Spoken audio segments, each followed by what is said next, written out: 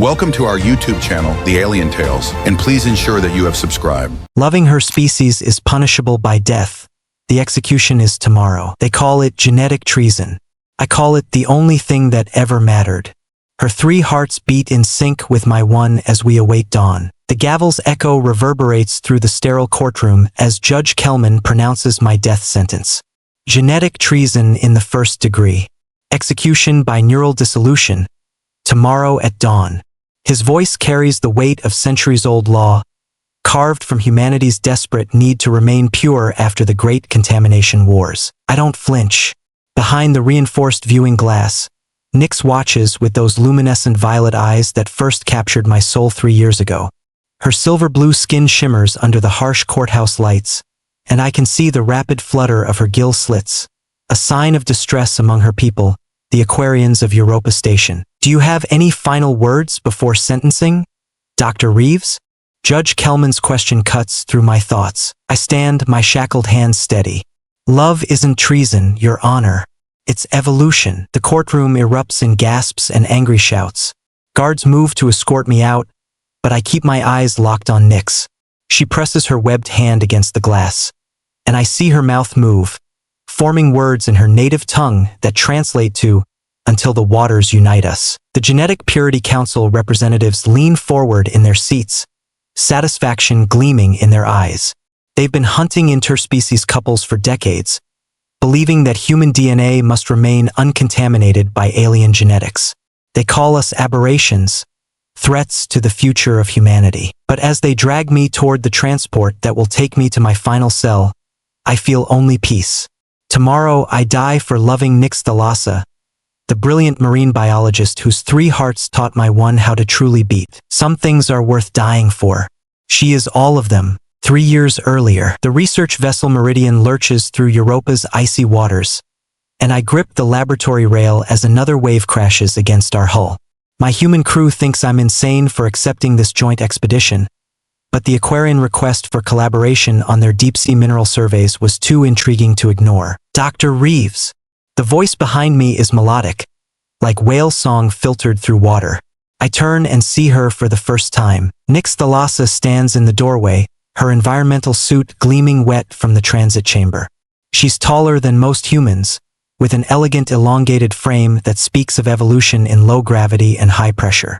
Her skin has that characteristic silver-blue hue of her people, and intricate patterns of bioluminescent cells trace along her arms like living jewelry. "I am Dr. Thalassa," she says, extending a webbed hand.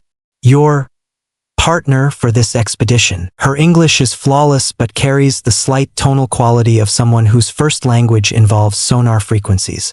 When our hands touch, I feel the subtle electrical field that all Aquarians generate, a tingle that races up my arm and settles somewhere near my heart. "Please call me David," I manage, trying to ignore how her violet eyes seem to look right through me. She tilts her head in that distinctly non-human gesture. "David. It means beloved in your ancient tongue." Yes, heat rises in my cheeks. Something like that. For the next 3 hours, we work side by side, analyzing mineral samples from Europa's ocean floor.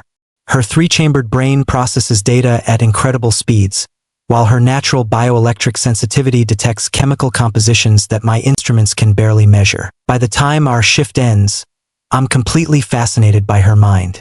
I don't yet realize I'm falling in love. The mess hall buzzes with tension. Human crew members cluster on one side, Aquarians on the other, a clear division that's existed since first contact 50 years ago. Nyx sits alone, methodically consuming kelp-based nutrients through a specialized feeding apparatus. I take my tray and walk to her table. Conversations stop. 20 pairs of eyes watch as I sit across from her. "Mind if I join you?" I ask, though I'm already settling in. Her gill slits flutter. Surprise. "I'll learn later.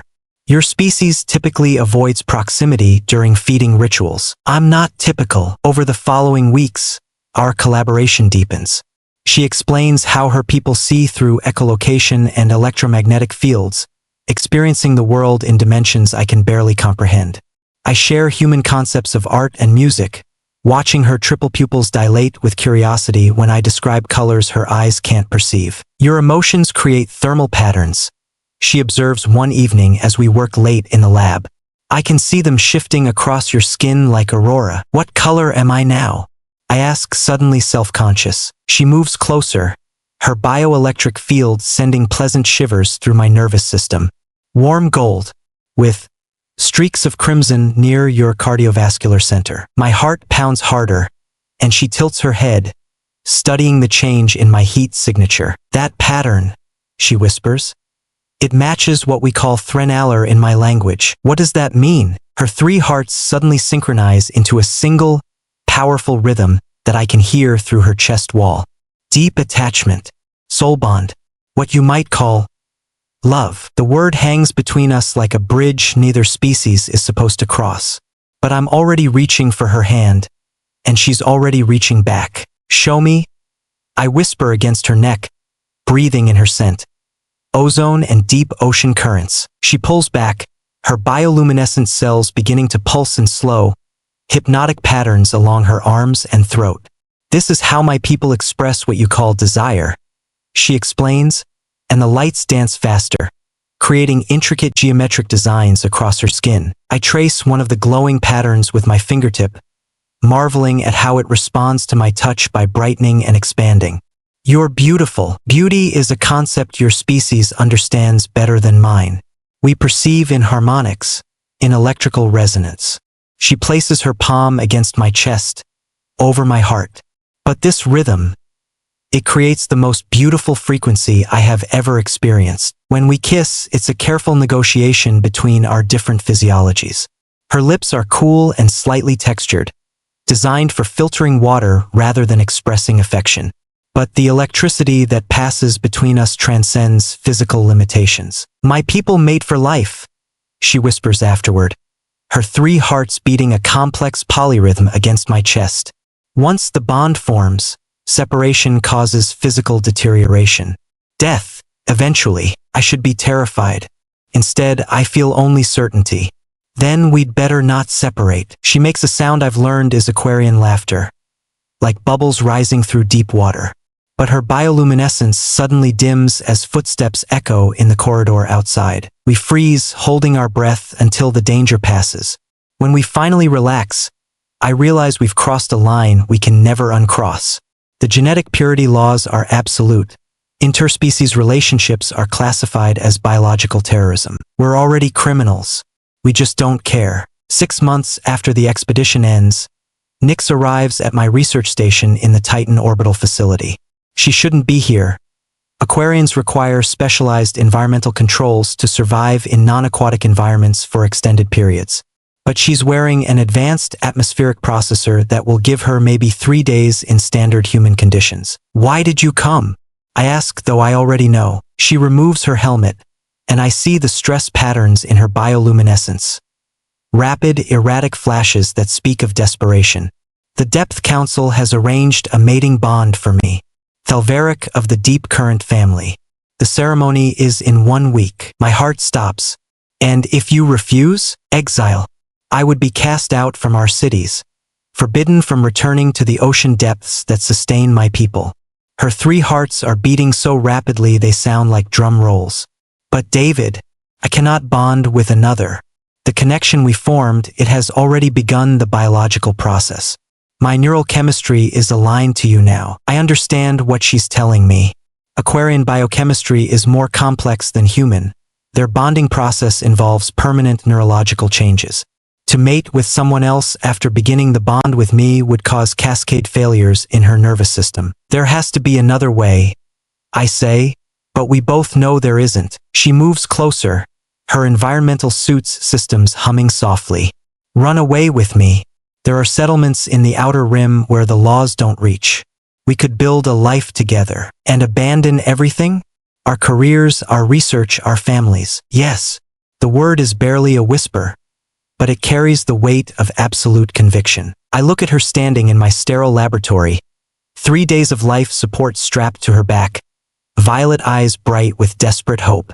She's offering to sacrifice her entire world for the chance to be with me. How can I offer her anything less? When do we leave? The transport ship Vagrant Star shudders as we break through the asteroid field surrounding Kepler Station, humanity's most remote outpost.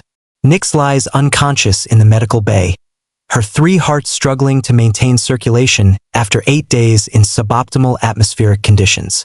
The doc says she'll recover, but she needs proper aquatic immersion soon. Docking in 30 minutes, Captain Morrison announces over the comm she's a smuggler who agreed to transport us for an exorbitant fee. No questions asked. But you should know there's chatter on the military channels. Someone's looking for you too. My blood turns cold. Through the porthole, I can see Kepler station's rotating habitat rings, our new home where species mixing is tolerated if not embraced. We were supposed to have weeks before anyone noticed our disappearance. The comm crackles to life. Transport vessel Vagrant Star. This is Admiral Vasquez of the Genetic Purity Enforcement Division. Cut your engines and prepare to be boarded. Morrison curses. They tracked us through the hyperspace beacon. We're trapped. I run to the medical bay where Nyx is stirring, her bioluminescence flickering weakly. We have to go, I tell her. Now, she struggles to sit up, her environmental suit systems failing after days of overuse. David, I cannot move quickly in this condition. Then I'll carry you. No. Her voice carries sudden steel. If we run together, they will capture us both. But if you leave me, I'm not leaving you. Listen to me. She grabs my arm with surprising strength. My people have laws too. If I return voluntarily, face judgment for my choices, it may spare you. The Depth Council respects honor, even in defeat. That's not happening. The ship shakes as grappling hooks attach to our hull. Boots thunder in the corridor outside. Nyx looks at me with those luminous eyes, and I see her making a decision that will damn us both. I love you, she whispers, just before the door explodes inward. The detention center on Luna Base is designed to hold humans, not Aquarians. Nyx's cell is flooded with synthesized seawater, but it lacks the mineral content and electrical conductivity of Europa's oceans. Through the transparent aluminum barrier separating our cells, I watch her grow weaker each day. The trial begins tomorrow, she tells me, her bioluminescence now barely visible. My advocate says the Depth Council might show mercy if I renounce our bond publicly. Would that even work? Can your people reverse the biological changes? Her laugh is bitter. No, the neural pathways are permanent. But they might exile me to the shallow waters instead of ordering execution. I press my palm against the barrier, wishing I could touch her. What about my trial? Humans are less flexible about genetic contamination. She mirrors my gesture, placing her webbed hand against the barrier opposite mine. They will make an example of you. For 3 days, we've been trying to find legal precedent, some loophole in either species law that might save us. There is none. Interspecies bonding is forbidden by both civilizations for the same reason: fear of genetic dilution, cultural contamination, the loss of species identity. Do you regret it? I ask her. Her 3 hearts synchronize into the rhythm I've grown to love, the complex polyrhythm that matches the beating of my single heart when we're close. Never. Not one moment. That night, I dream of Europa's vast oceans and the cities Nyx described to me.